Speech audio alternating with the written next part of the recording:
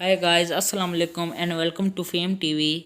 आज जिस टॉपिक में हम बात करने लगेंगे वो है सदर पाकिस्तान 1947 से 2021 तक कितने सदर पाकिस्तान के चेंज हुए हैं। नंबर 1, सिकंदर मिर्ज़ा पाकिस्तान के पहले सदर थे और 1956 से 1958 तक रहे और उनकी पार्टी का नाम रिपब्लिकन पार्टी था। पाकिस्तान के अगले सदर हैं जनरल मोहम्मद अयूब खान। उनकी हुकूमत 1958 से 1969 तक रही और वो एक फ़ौजी अमूर थे।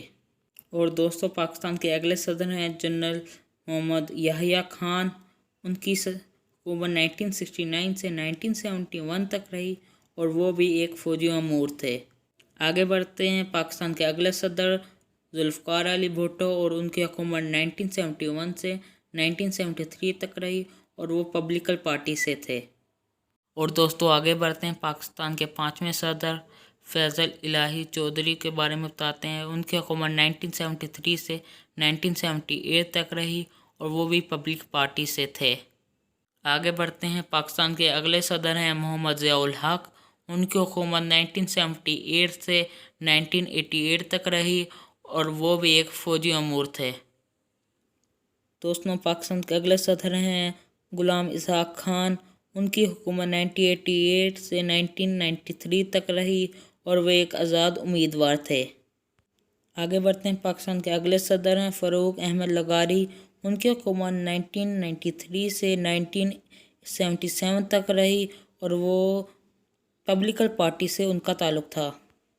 अगले सदर हैं मोहम्मद रफ़ीक और उनका ताल्लुक़ मुस्लिम लीग नवाज़ से था और वो 1998 से 2001 तक हुकूमत में सदर रहे।